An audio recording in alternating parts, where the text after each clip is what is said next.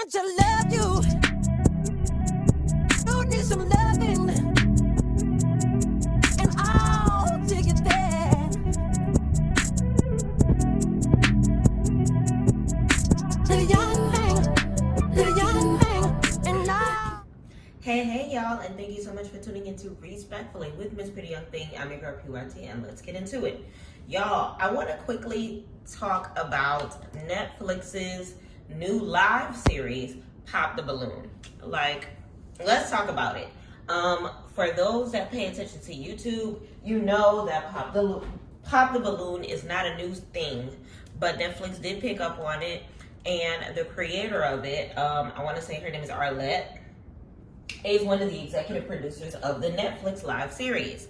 I wanted to touch base on it because I did get an opportunity to watch the first episode today, and I just wanted to share my opinions on it. Let me know in the comments if you've seen it. Let me know if your opinion on it. And I'm gonna beat my face and do my hair while I do so, okay? While I do that, if y'all could please do me a favor and like, comment, subscribe, turn those post notifications on, and tell a friend to tell a friend that PYT is in the building, okay? So let's start off on how I felt about the first episode on a scale of 1 to 10.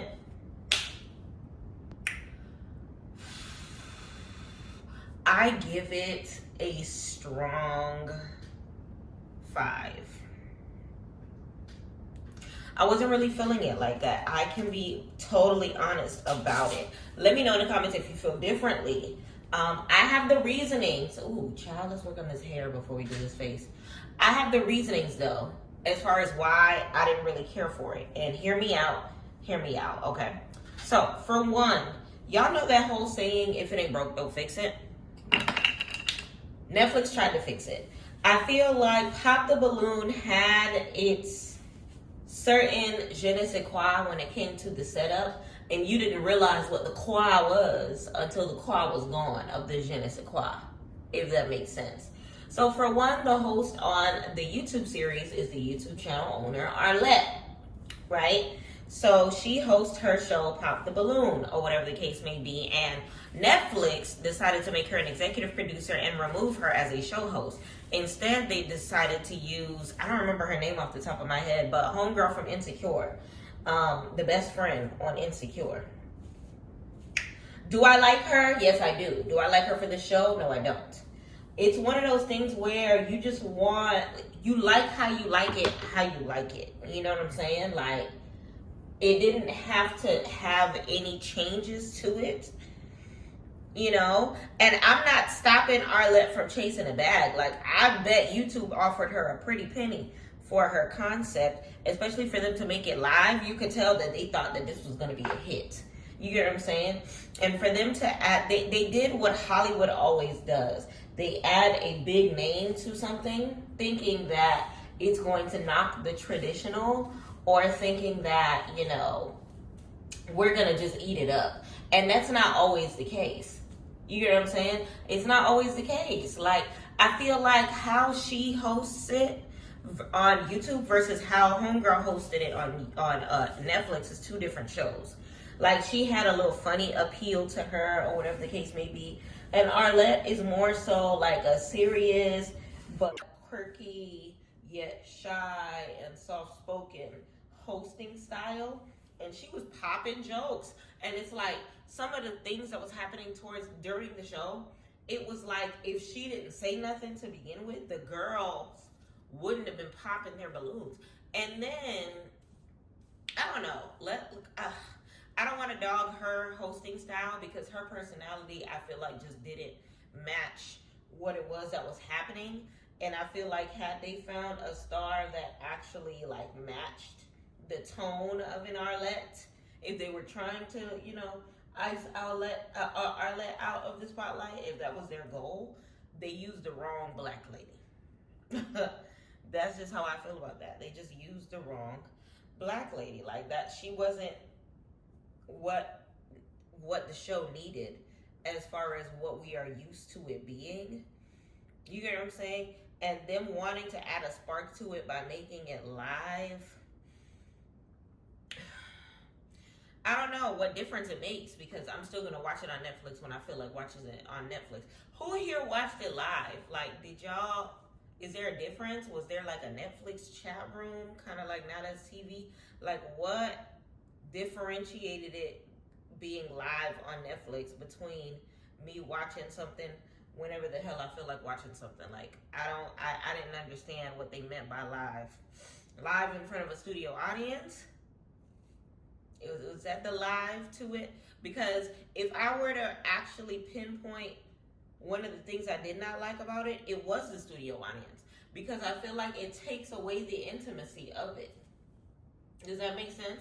Like, I feel like Pop the Balloon is already something that not everyone is meant to do, because it's kind of embarrassing to get your balloon popped in front of the millions of people that watch these YouTube videos, let alone in front of a live studio audience. Like, the hell? Like, you really gonna embarrass me in front of a live studio audience? Like, I feel like the audience kind of sort of made a difference to how the people acted while they were on stage. Speaking of acted, I feel like they used paid actors or actresses rather than, the regular Joe Schmoes that Arlette be choosing for her YouTube channel. The YouTube channel is just, people who maybe want a little clout for their Instagram, or, business owners and stuff like that. But the Netflix series brought it to a whole different level. Like, whole different level. Like, it was just like, I don't know. I just wasn't feeling it. I wasn't feeling it. The platform difference, it was different in so many different ways. Like, for one, sometimes quality is not always the best. Like, let me give you an example. Like the microphones, right? The microphones, everybody was mic'd up. And I feel like it takes away from me being able to concentrate on one thing if I can hear what's going on under the breath of another person on the other side of the room. Like, the other girl, like, one lady is talking and then I hear the person next to her, what she got to say about it, or whatever the case may be. And I feel like Arlette holding the mic to the certain person's mouth, or whatever the case may be, makes a difference. And then on top of the fact that it feel like the effects of the sounds of the balloon popping are different as well when the mic is on one side of the room rather than them being mics all over the room, plus the people on the stage being mic'd up. I don't know. The sound effects is just a little more different from a studio safe space with, like a modest YouTube setup or whatever the case may be. Let me know in the comments how you feel about that. What else? The stage itself was cute, though. The stage itself was definitely cute. It wasn't the format that we're used to by an Arlette or whatever the case may be. I feel like that's the best thing that I can say about it. I did like the stage. I was okay with them, doing everything from the center or whatever. It kind of sort of focuses the energy on the main person more than, everybody else going on or whatever the case may be. While Arlette's style focused the energy on the main person, but it's like, I don't know. It gives two different presentations, and I can definitely see the difference between the two, but either or, both parts, both ways of presenting, the show as far as, stage setup aren't bad. What else did I have to say? Now the show in itself, let's do a quick recap of it. Now, there were 3 different characters. The first person that went is somebody that it looked like a lot of y'all are familiar with. Respectfully, I ain't know this white man. Who is this man? Who is this man? In my Kiki Palmer voice. This man can walk past me on the highway, I wouldn't know a thing. Sorry to this man, because I have never seen him before, and everybody on the internet was acting like, oh my God, why is he here? Who is he? Who is he? I've never seen this he before. Never seen this he before. But yeah, apparently he's known or whatever the case may be. And the ladies didn't take him seriously. And no one, who can take somebody seriously that comes out with holding like the fake tree furniture that they have from backstage? Like, it was very unprofessionally done. And I feel like while Pop the Balloon or Find Love is all about just that, popping the balloon or finding love, he was like doing it just for ish and giggles, and it took away the fun of like getting to know him and whether or not some of these women would actually give him a chance. Like, he didn't give them a chance to give him a chance, and that was frustrating because it was just like, sir, why did you come? Like, move, boo. Get him out of the way. Meanwhile, who else went on? When it came to them taking him seriously, it was hard for them to take, like, I don't even remember his segment like that. He was just like, nah. He was unserious. He was a waste of time. He made fun of this one girl's feet. He said, a way to man's heart is through your feet or something like that. And then started poking fun at this white girl's toes and said that she looked like she could hang upside down from trees. Respectfully, child. Now let's get into the girls that were actually there real quick before we get into the other guys. So the girls that were actually there, I'm going to talk about them like as I remember them. There was a girl on the right hand side that gave Alicia Keys You Don't Know My Name.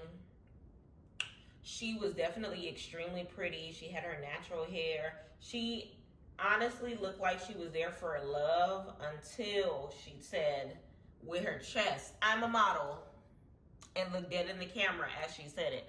Like, it gave, first of all, they shot it in LA. Anybody knows that if you live in LA, you are looking to make it. You are a clout chaser in some way of some kind. Performing arts is where you focus your energy on. You are not here for the here and the there. You are here for what it is that you are here for. Okay?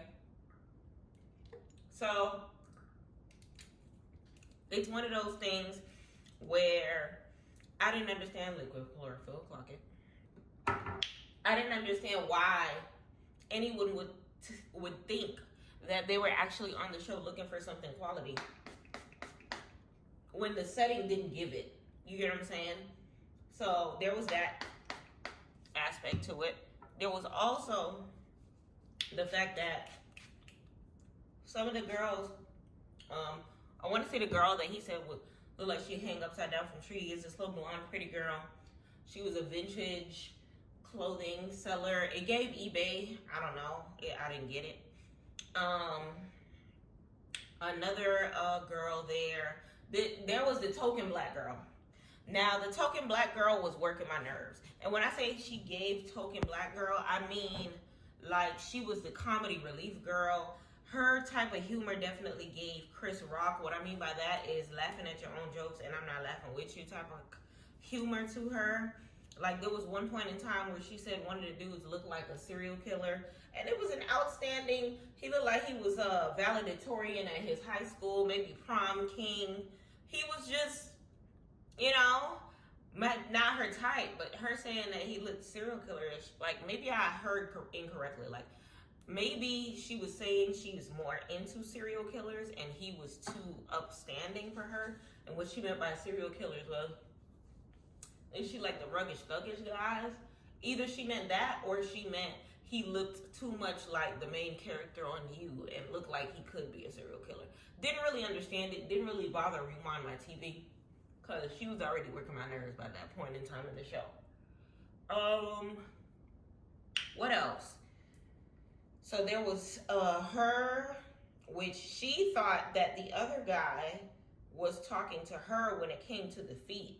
So she was ready to swing because it gave you were giving a black joke, but that wasn't what he was trying to do, nor was he talking to her. Who else was there? There was an Asian girl. Don't remember what she do, But I feel like the type of people that came there was giving like paid actors. It wasn't giving like I came and booked myself for an opportunity to find love. It gave I wanted to be on a Netflix series. I want to be a part of the next big thing that Netflix has going on. It didn't give pop the balloon or find love. That's just my personal opinion based on the quality of girls that I have seen. The next guy that I remember being on there was the prom king that I mentioned before. All his balloons ended up getting popped. He said that he liked his girls a little younger. I think he said he was in his like mid 20s, like 27 or something like that. And everybody ended up popping their balloons because it's just like, boy, like what? You literally, first of all of the girls I wanted to say was in their early 30s, majority of them. So he said he shot himself in the foot saying that he liked his girls a little on the younger side. Although, even though I'm biased and I'm over 30, I don't think over 30 is old. Like, what? How old are y'all grandparents? Are y'all grandparents all in their 50s or something? For all of a sudden the age of 30 to be old? Like, I don't understand. Like, niggas don't even got their first gray hairs yet and they are considered old. My hips still work. My knees are still knocking. I am not giving myself old yet. Y'all see my name is Miss Pretty Young Thing.